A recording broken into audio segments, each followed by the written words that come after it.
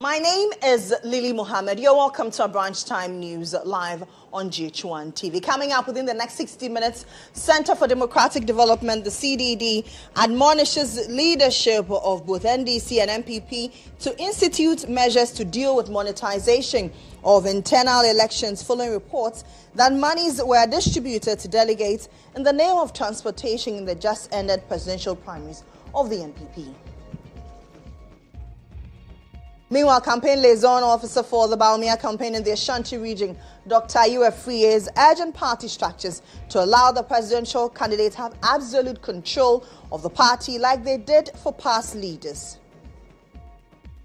Just as in the past we allow leaders to have total control of this party, he is supposed to have absolute control of this party. Also, the Accra Metropolitan Assembly begins major decongestion exercise in the Central Business District, starting with the redemarcation of approved trading areas under the Red Line policy, which restricts trading to designated spaces. Ministry of the Interior and Diaspora Affairs Office announces temporary suspension of the application process for Ghanaian citizenship for persons of historical African descent.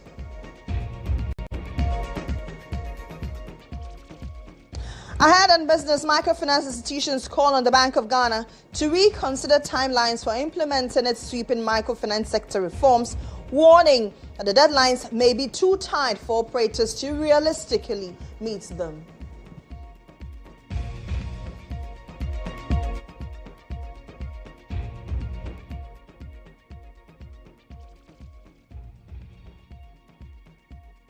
These and many other stories coming your way within the next 60 minutes. Stay tuned in.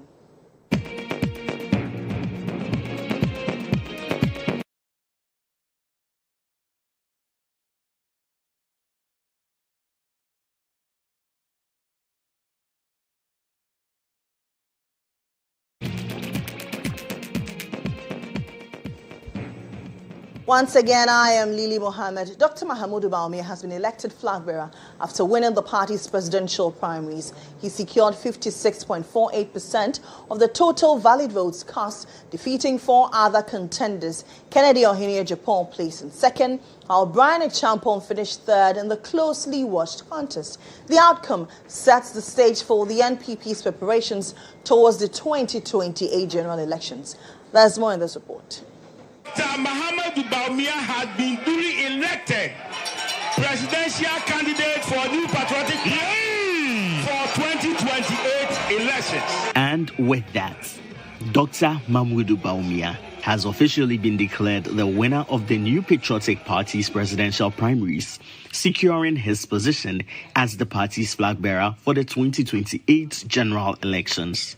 Dr. Bawumia polled 110,643 votes, representing 56.48% of the total valid votes cast.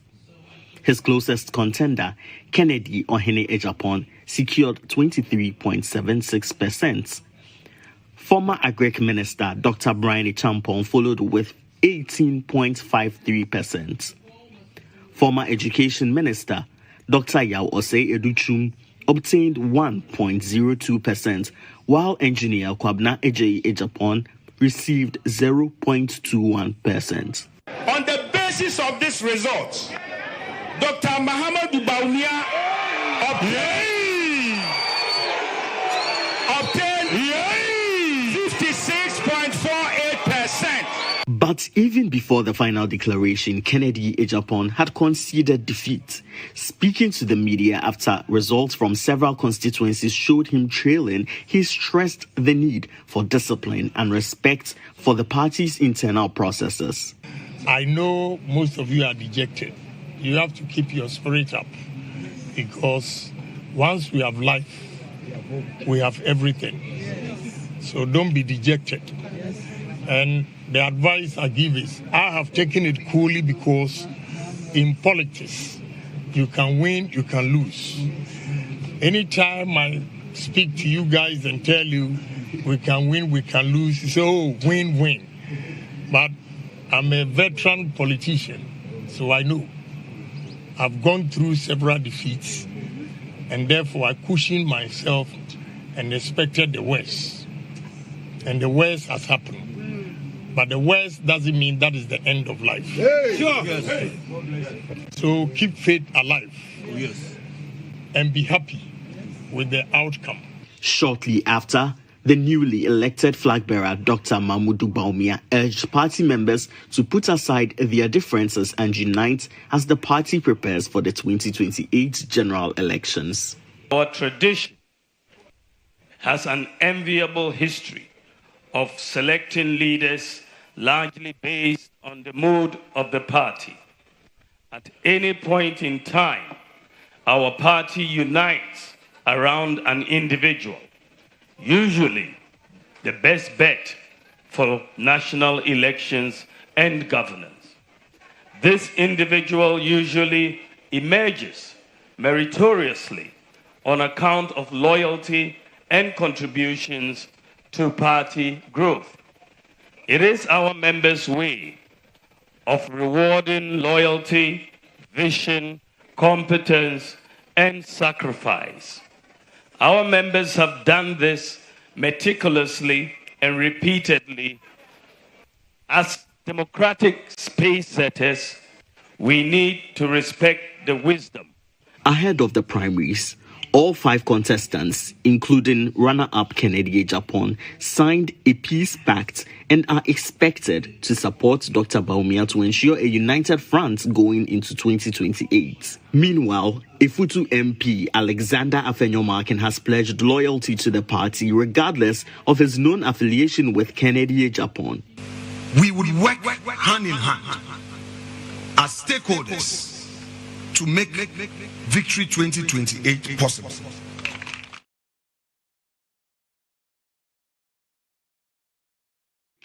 Having previously led the party into the 2024 general elections, with the contest over, party leaders say the focus now shifts to unity, reconciliation, and building momentum toward the 2028 general elections.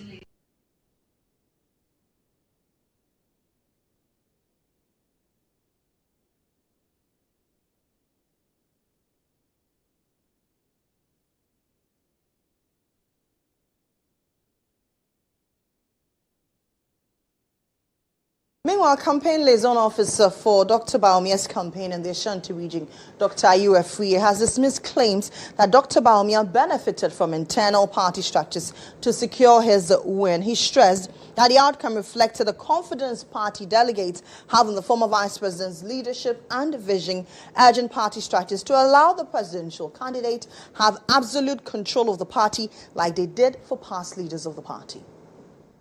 Going forward, we'll strive for unity, but cannot be undermined. And neither can he be taken for granted. Just as in the past we allow leaders to have total control of this party, he is supposed to have absolute control of this party. And again, the people of Ashanti region, again, and I repeat, support Dr. Mohammed Baumia to have, again, absolute control of the new patriotic party going forward. There are fears that the MPs that declared their support for other candidates apart from your candidate in the person of Dr. Mohammed Baumia, you're going to witch hunt them, going to unseat them. That fear is there. Are you going to do this? We did not do so in the primaries of 2023. I was the coordinator. I'm the liaison. I'm in charge. Nobody did that, and nobody is going to do that. The primaries is run in constituencies. The onus is on the MP to win in his constituency. It is not the responsibility of the flag bearer to run your constituency. And I don't see how the flag bearer comes into a constituency of an MP. Ashanti region is the base of your party. Yeah. Now you have a flag bearer now. Can he get your assurance that you're going to do everything to ensure that you unite the party here for him to be elected as the president of Ghana after election 2028? We did it last, like I said. We did it last. We united all behind Dr. Baumia. and we are going to do it again. Remember, all those in the camps of the other aspirants is a family. We are friends. We are not enemies. Behind the scenes, we click so much, and nothing has changed. And so we here in Ashanti region use this opportunity to extend the branch of the olive tree to them, the leaf to them, that we are bringing peace, and they should show love. Love must lead us, and the party is first. It's a party, the same party we all serve. An inability for your candidate to win is not the end of it. There will be greater opportunities for your candidate the next time, and the followers too. We use this opportunity to ask all fans of Dr. Mahmoud Bawumia in the region to be moderate in their celebration, to be modest with their pronouncements. It's one party, and therefore we need all together to bring the votes that is much needed in Ashanti region for 2028. We can't afford to attack each other because of the victory of Dr. Bawumia. And we shall support the regional executives. Again, we will support the regional executives to ensure that there's absolute and total unity in Ashanti. Now, the Center for Democratic Development, the CDD, has admonished leadership over the NPP and the NDC to institute measures to deal with monetization of internal elections. This follows reports that monies were distributed to delegates in the name of transportation in the just-ended presidential primaries of the NPP. Speaking on GH Today, Programs Manager for CDD, Paul Abrampamensa, decried the development, arguing it is a threat to the country's democracy. When it comes to Codeo, our definition for what do we call it? Monetization, inducements does not take care of supporting candidates for transportation to the base. We count that as inducements. And who gives that? If it was going to be supporting candidates, we think the party must have that arrangement so that one candidate cannot use that to his advantage to do that. So, for example, if Kwabena cannot have money to support voters to go and vote, and doctor can do that, what do you think will be the grounds?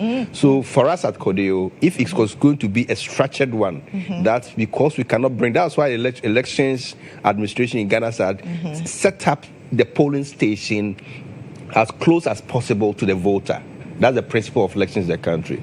But if in any case, that because of the numbers you cannot do that, then the party as a party arrange transportation for those who cannot transport themselves to the station. If you allow the individual candidates to do that, there's going to be certain advantages to the people who can afford. So as I saw it, and that's why I said, yes, there was money changing hands at the primaries. And it's not only this election. All elections that we've had in the country, whether parliamentary primaries, presidential primaries, even electing constituency executives, you see that. And that's why we did a special research on campaign financing, and you see where it is. I mean, we are going at tangents. If we are not careful, get to a point that if you don't have money, you cannot contest. All right, let's extend the conversation. Dr. Bernard Tutubohine is a political strategist, and he joins me on phone. Doc, thank you very much for joining me. Good morning to you. Good morning, and thanks for having me. Right. We'll come to the numbers of Dr. Bawumia, but let's look at the lead-up to this particular post. It was quite adversarial. Some people say it was toxic, and some passions were inflamed. What should be the posturing of Dr. Bawumia and his camp in uniting the entire front? All right. Good morning to our listeners. And I think that, yes, that's a valid question, in the sense that that is what the party actually is hoping for. And at the end of the day, one of the variables that actually played out with the various research works that came out was the ability of the candidates to unite the party.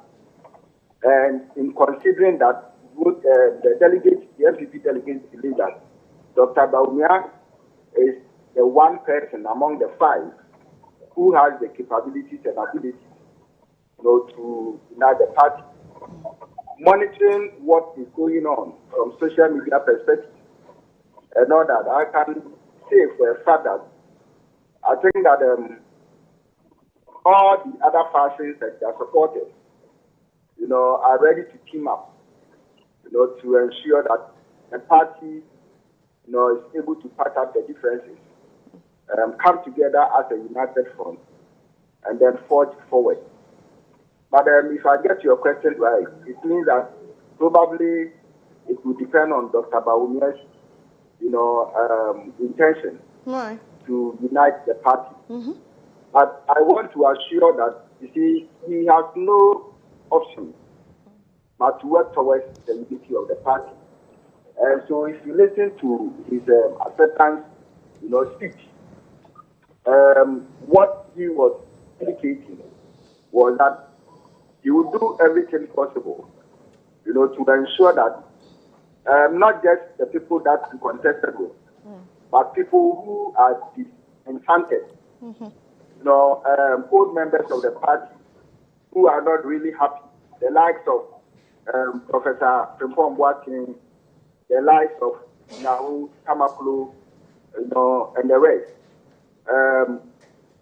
Dr. Bawumia believes that he has the capacity, to bring all these people together and, as it were, extend a hand of help to them. That is a leader who has unity, at his heart. And so, even if you check from 2023, when he won, he actually went down to Canada, Japan, in his hometown in Japan, to speak to him, for him to join his campaign. And even when people felt that he would not even bring in Canada, Japan due to the excesses of the 2023 campaign, he was able to get away to bring Honorable Canada, Japan, to his team. And we saw Honorable Canada, Japan on several occasions on the back of Dr. Bawumia. So I feel that it is not beyond him. It is his character. And that he is in the position to do that.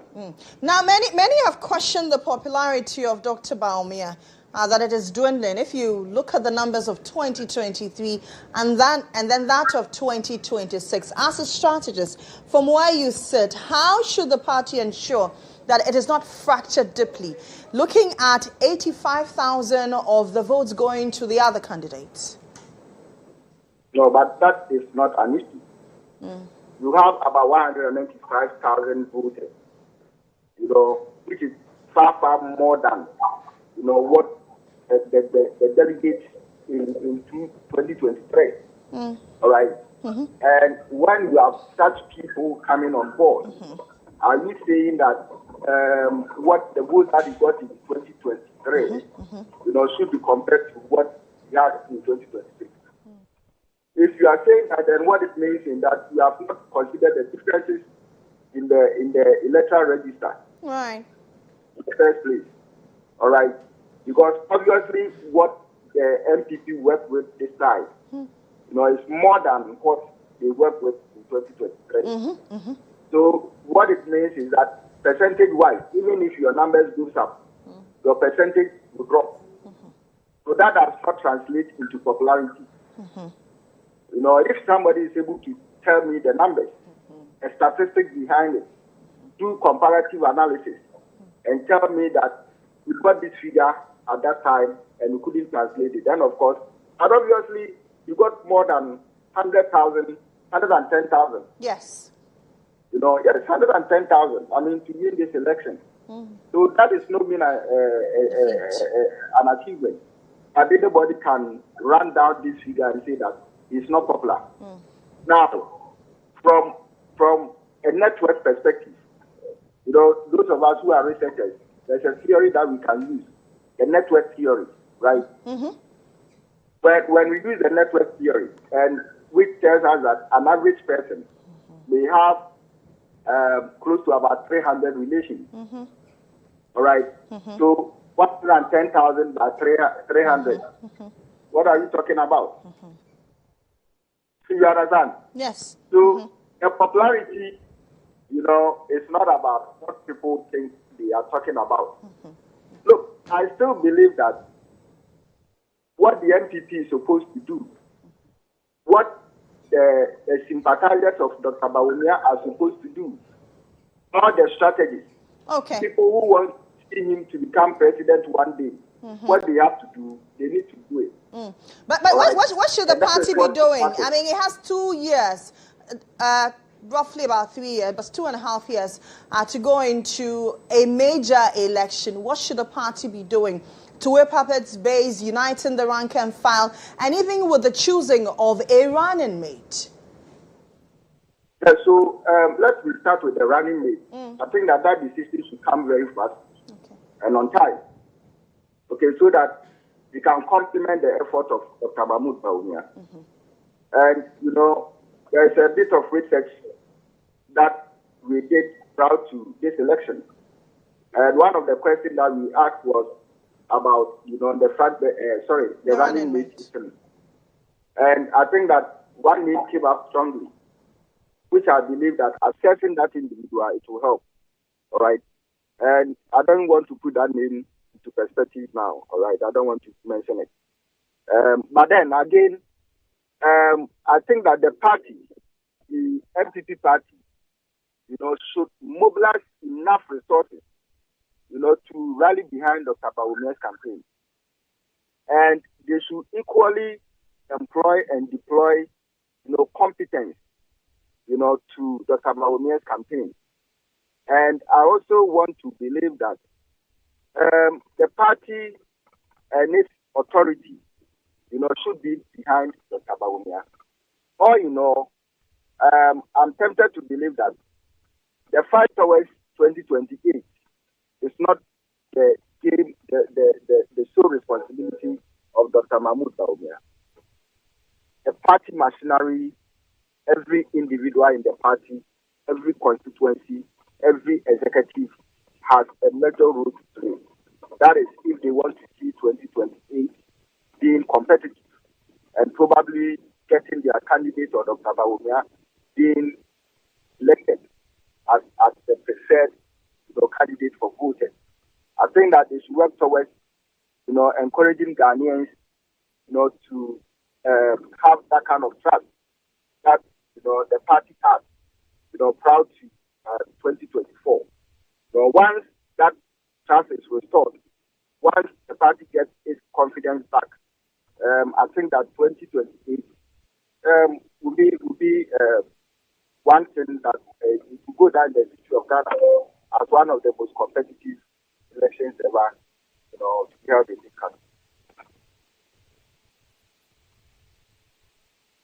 Yeah, hello.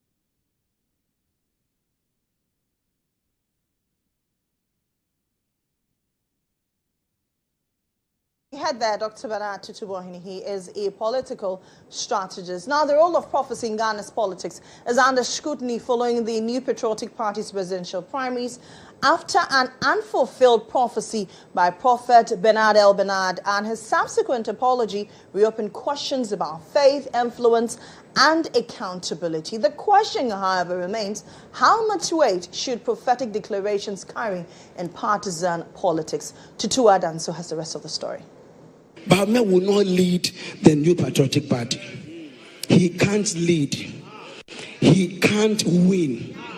If they can make a dog to fly, that is how Bawumia can win. On the 31st of January 2026, it shall be declared that Honorable Kennedy Ohene Ejapon has won. Prophet Bernard L. Bernard Nelson Eshen made that prophecy right here in this auditorium. But the outcome, as we all know, was a completely different story. On the basis of this result, Dr. Mohammed Baumia obtained 56.48%. As the numbers settled, Dr. Mahmoud Baumia emerged winner of the New Patriotic Party's presidential primaries. Dr. Mohammed Baumia had been duly elected presidential candidate for New Patriotic Party for 2028 elections.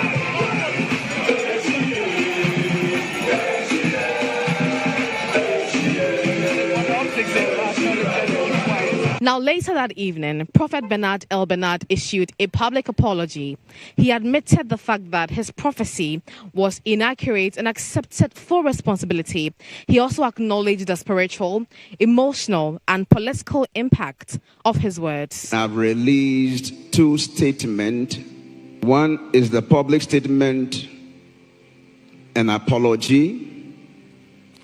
Number 2 is the statement of accountability. In that apology, the prophet also announced a pause. He is stepping away from the pulpit as he reflects on how prophetic revelations are communicated.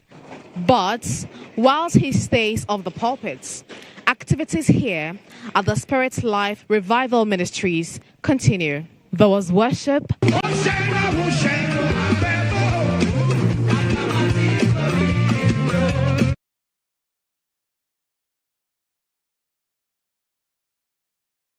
It's a place where you can become who God has said to you that you will become. And there was the presence of members of the Team Kennedy Ohene Japan campaign team. This defeat has taught us a lesson. Most importantly, it's taught us a lesson in faith. And our understanding of faith has now been a bit redefined, but it's no shaking. After church service, however, I made very frantic efforts to get a reaction from the man of God. But as he'd already indicated, his lips remain sealed until further notice. In a deeply religious society like Ghana, how much weight should prophetic declarations carry, especially when they influence decisions and end up falling short? Let us know. My name is Tutuwa Danso, and I'm reporting for GHOne Television and Star FM. The founder and leader of the Prophetic Hill Church, Prophet Nigel Gazy, has opined that while some prophets speak in the name of God, they are not immune to error due to their human nature. According to him, what is seen spiritually can sometimes be affected by interpretation, timing, or personal limitations. We have temple prophets. Okay. And we have governmental priestly prophets. And we have individual, like Nathan, individual who will approach you and so that says the Lord. We have prophets that in this office, they don't see beyond this office.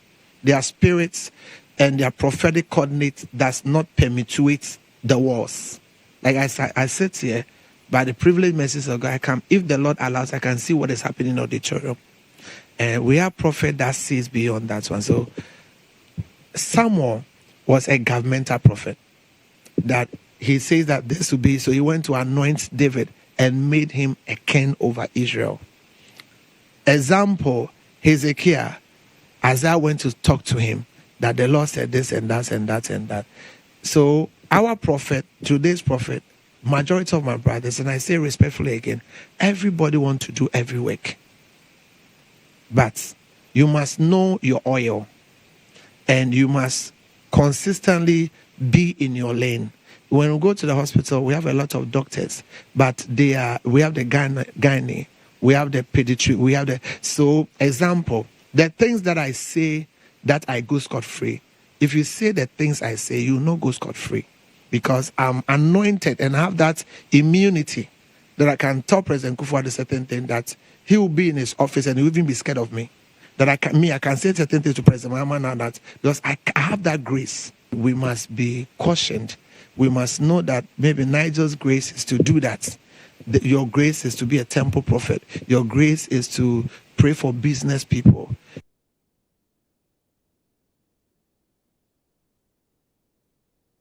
Our Prophet Nigel Gaze has advised the NPP's flag bearer, Dr. Mohammed Bawumia, to undertake significant spiritual work to undo the effects of actions by some prophets in the country against the party. While congratulating Dr. Bawumia on his presidential primary win, Prophet Gaze says the spiritual challenges ahead are crucial for the party's future. I would tell Dr. Bawumia is a congratulations to him and to Her Excellency Samira. From the little I know, we the prophets, we have prayed, tied, locked a lot of things out with respect to the NPP. Look, a big woman called me in this nation, and what she said, if I can, it's so deep that I can't share it on national TV. People are offended because of what happened in the past regime. So businessmen are offended, pastors, prophets are offended. He should walk to them, say sorry to them, including myself. But me, because I'm the one speaking, maybe what I'm saying might not be considered, but I'm just giving them a simple suggestion or advice. As he has warned, he has a lot of spiritual work to do for them to release things that we have done against the MPP. That's the only thing that I'll say. And if they take this lightly, we'll come here 2028, we'll come and talk about this again. Well, let's find out what your thoughts are on these on social media. And Akwa joins me. And what are people saying? Well, the NPP said it was quite a peaceful process, but there's a lot of furore coming out after that. Lex Ahmed on Instagram says, so during elections like this, don't the losers know who's winning before it begins? If so, why are they contesting?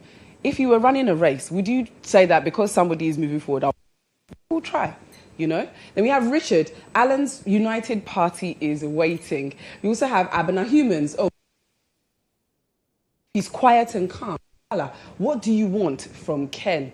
Then we have Rash, a fine politician, but the establishment went against him based on his utterances and rhetoric. We also have Arden Graphics here. We will use it against the so-called winner. We will make sure he loses massively again coming 2028. We have Ayu. The moment he insulted his opponent, I knew directly this guy, talking about Ken, is a loser. We also have Paul Nyame. At long last, the man who promised to build us toilets is back in the office. King says, congratulations, Doc. You also have here, but truth be told, Ken has hurt a lot of prophets in Ghana. Even if they are fake, you can't judge them. It's only God. Take note, Yahweh is still Yahweh. And we have Kwesi Nana. Bawumia was going to win. People knew already. You know, do anything. And that is what we have time for. Continue to send us your messages on Instagram, Facebook, and on X. My name is Nanama Accra. I'm sure that as this week is going on and we are moving towards them choosing a running mate, more will come out. Lily, back over to you. Certainly. We take a break, and when we come back, there's more stories for you here on Newsroom. Stay with us.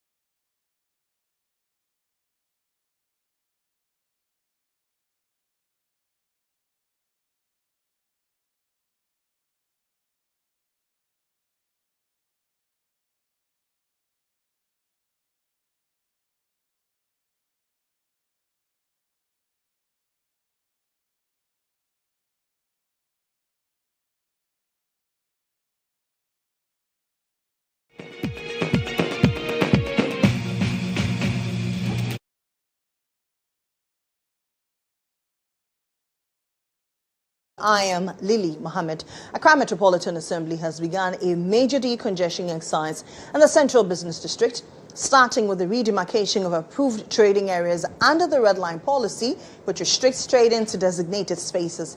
The exercise is aimed at alleviating vehicular and human traffic in the capital city. As a result of this, the Central Business District is currently experiencing a considerable flow of vehicular and human traffic, a notable improvement compared to previous months. The mayor, Nick Makwaluti, encouraged vendors who ply their trade at the frontage of the popular second-hand clothing market, Kantamantu, to voluntarily relocate or face confiscation of their items. I have talked to them. I've had a lot of dialogue with them. So now they understand. If you can watch, the pavements are clear. And I don't think, as I said, when I started the last year, I think it wasn't a 9-day wonder that I'm going to do this and stop. I'll make sure, so I clear the pavement for the people to walk on it. I'll do it. And thank God so much that today we have been able to clear the pavement. There is a very simple exercise. You stay behind the red line and sell. And where we have the plus line are where people walk and pass. We have a sanitation court there that will take you there and they will charge you. We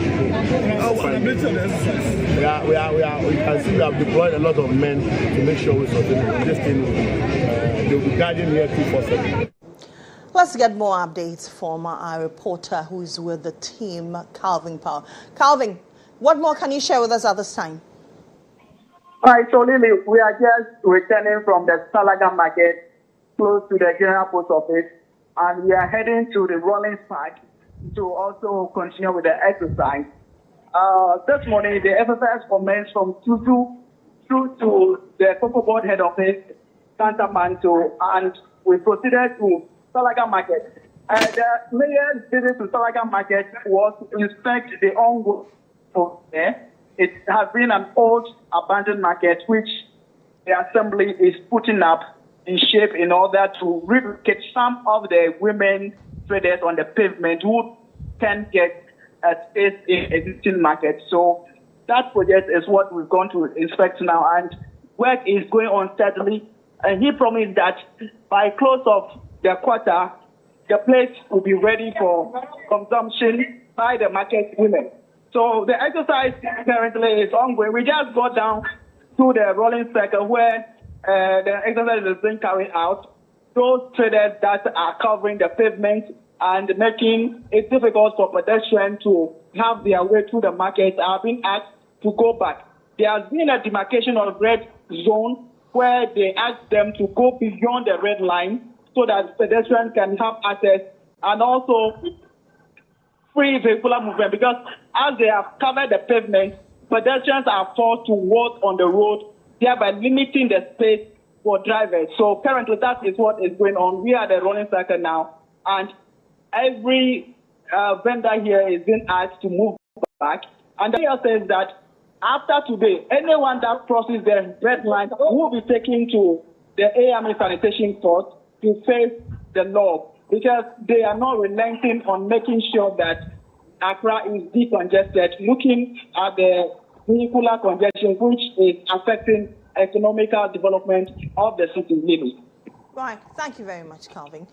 Continue monitoring and update us subsequently. Now, the Greater Accra Regional Minister, Linda Oklu, has declared the Botiman lands within the Adentan municipality a security zone following escalating land ownership disputes in the area. She says all development activities in the area have been suspended, with joint police and military patrols deployed to maintain law and order and safeguard the safety of residents.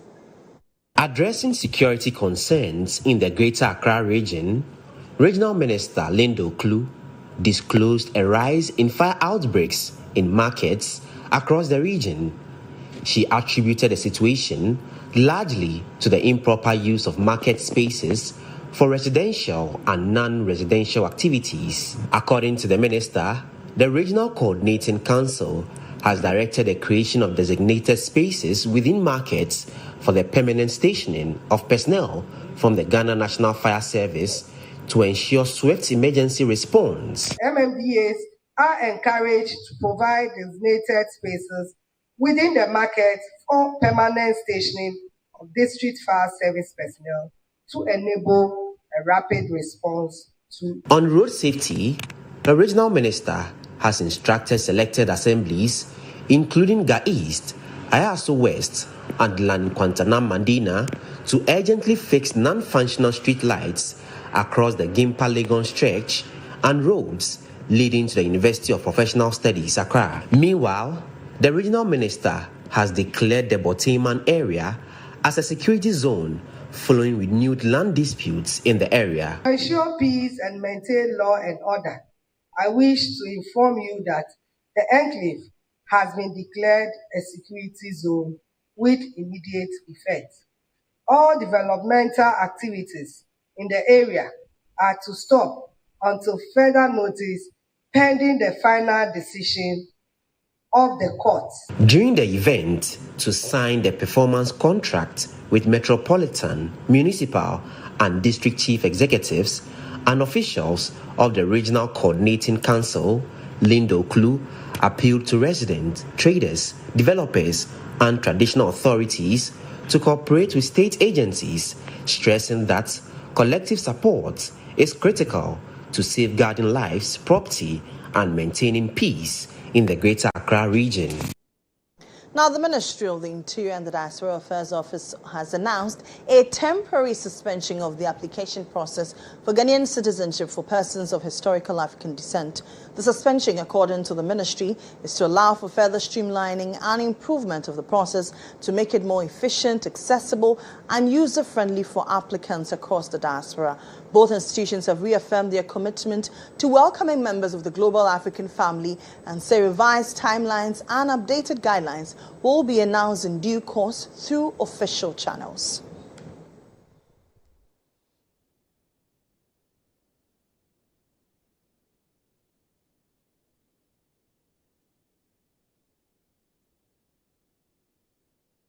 Let's now bring you the latest in business. The Business Brief is brought to you by CompuGhana, passion for technology.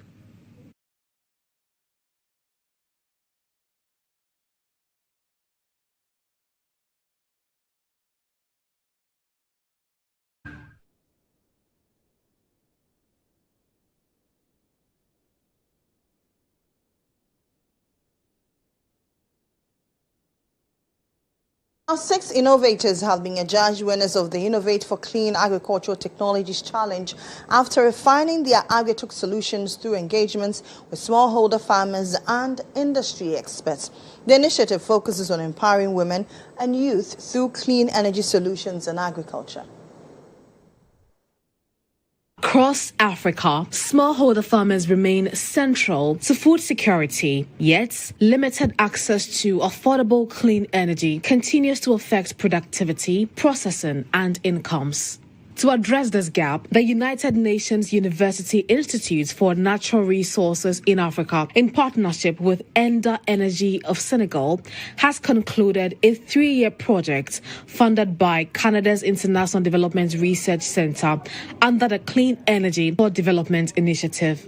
The project, Innovating for Clean Agricultural Technologies, known as INFOCAT, was implemented in rural communities in Ghana, Cote d'Ivoire, and Senegal. To identify what's the best innovation that would help women in terms of their agricultural practices, but at the same time, these innovations can then be awarded. We can then provide the incentive whereby innovators, entrepreneurs can be given a grant. The grants that could help them in terms of their startup. Dr. Jean Pascal Correa of Enda Energy says supporting young green entrepreneurs, especially women, is key to creating practical solutions to agriculture's energy challenges. In terms of access, I will call it access to this technology. I was talking about women groups that need this technology, but sometimes they even don't know that it is available somewhere. You have to create this in terms of alleviating a kind of barrier called information. It's a basic one, but it's the first barrier we have to alleviate in terms of making this technology known, seen, available to those who need it, the end users. We have this, we work on that, but now that this technology is available, we also had to work on the environment, the financial aspect, the technological, the tech training that they need. 2 teams emerged winners, receiving cash prizes of $25,000 and $12,000. As we're manufacturing agric machines, rice threshers, and other agric machines, and they were all diesel powered, so which is not green. But through the program, we're able to transition from the diesel engines to solar, like 100% solar. So it means that when the machines are like on field and the farmers are using it, it's not going to emit any CO2 into the system, which will contribute to climate change and all that. So we went to see how the farmers are suffering and the kind of produce they produce. And we look at the way they process it. Then that informs us how we will design the machine to solve their problem. InfoCards aims to strengthen women and youth by promoting low-cost, clean energy technologies that boost productivity, value addition and incomes among smallholder. Now, the Bank of Ghana has unveiled new minimum capital benchmarks for microfinance institutions. These requirements are outlined in a revised set of guidelines for the sector effective January 29, 2026.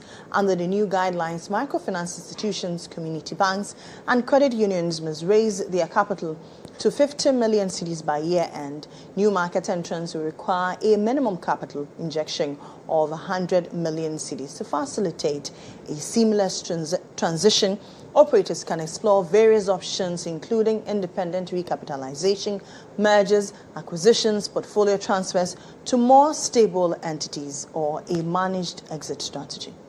A decision to reform the microfinance rural banking sector. Why? Because you are aware of what that sector has gone through. It is a relevant, sector as far as financial intimidation is concerned. They have a role to play.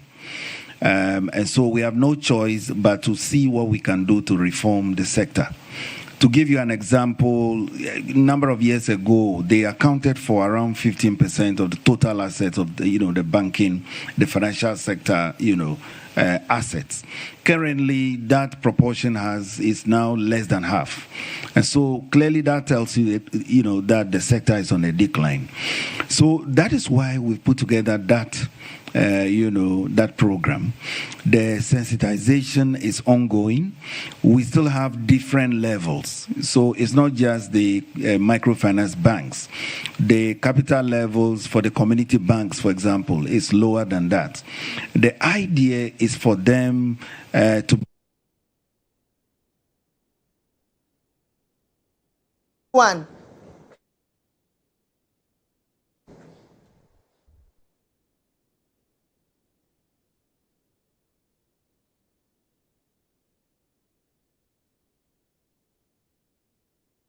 Now, joining us for a conversation is the Chief Executive Officer of the Ghana Association of Savings and Loans Companies, Twenebu Akodua Boakye.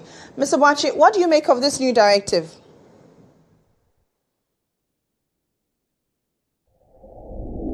Kindly unmute for me.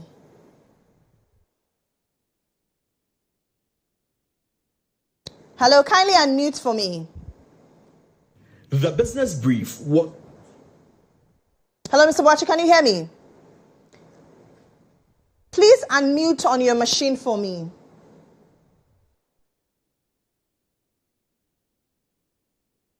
No, I cannot hear you. Kindly unmute on your device.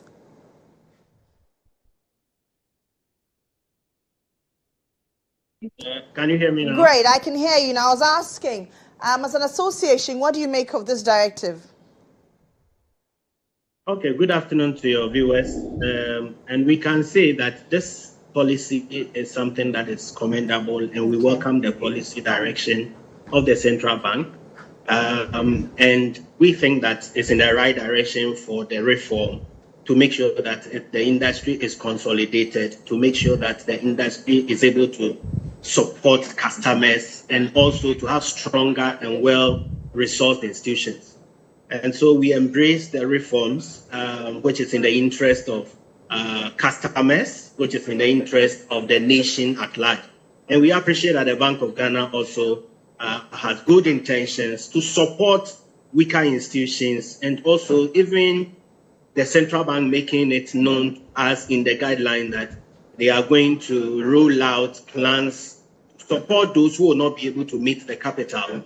But our position has been that we didn't expect the central bank to say that they have to meet the capital by the end of this year. And so we have written to the central bank for further engagement. And we believe that as a listening regulator that we've worked with them for some time now, they are going to listen to the timelines and also explain the various measures that they have put in place to support the institutions. Okay, thank you very much. That's Trinibu Akudiabuachi. He is the Chief Executive Officer of the Ghana Association of Savings and Loans Companies. Up next is Sports with Benghazi. The Business Brief was brought to you by CompuGhana. Passion for technology.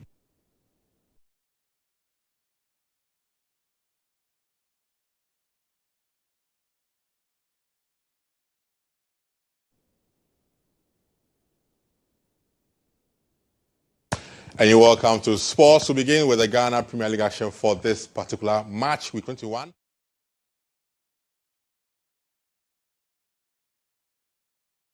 In Kwando, interesting game and results there. Vision drew 2-2 also with Dreams FC in a game involving two good friends, Vision and of course Dreams FC. On Sunday, Hearts of Oak were held a 0-0. Gold Stars also defeated their opponents All Black 0-0. Rihanna Stars drew goalless with Samatex. Holy Stars won 2-0 against Brekum Chelsea, and the Young Apostles also beat 11 Wonders by 3-0. So all it means is that Mediema earlier defeat on Friday against HSFC, they still stay top because both Hearts of Oak and also Rihanna Stars failed to win their games after Mediema also lost their game in the course of the weekend. Let's go on to some tennis news in Australia, where the men saw Carlos Alcaraz defeating Djokovic for this year's Australian Open final, with a wonderful battle between the two of them, ending in a 3-1 win for Alcaraz over Djokovic. That was on Sunday afternoon in the Aussie Open. It was a very enthralling encounter between the two strong men, but of course the Spanish came tops as he won over the Serb, in some 3-1 win over Djokovic in the Australian Open. That was played indeed yesterday. And for the women's draw as well, we had, of course, the Kazakhstan international, that is Rybakina, defeating Sabalenka to also end up as the winner with a 2-1 win over Sabalenka, the world number 1, who lost to Rybakina, who was number 5 in the world, also in the women's draw that was held over the weekend. So the weekend saw the Aussie Open decided, with Rybakina winning for the women's draw and also Alcaraz winning for the men's draw in Australia.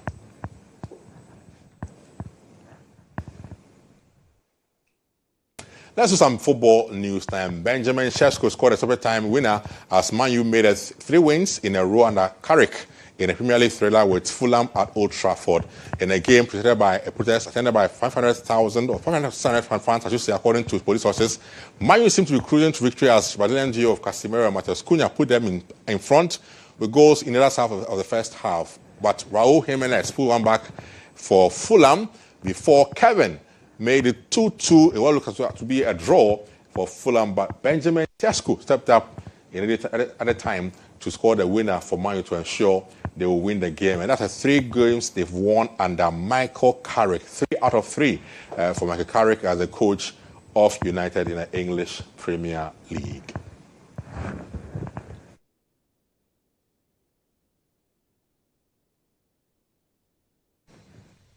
And that's it for us in sports. Up next, though, is GHOne.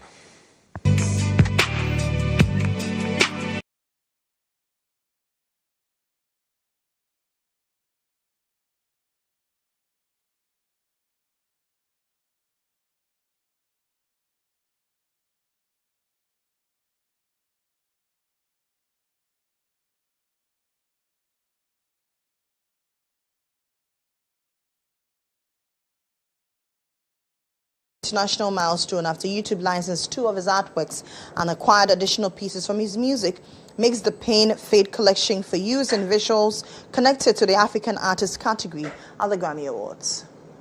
His work featured prominently in official Pamoja YouTube Grammy Party invitations and Save the Date campaigns. Boateng's colorful and cultural-rich pieces help spotlight African music talent, celebrating nominees Tyler, Davido, Iris Star, Wizkid, and others.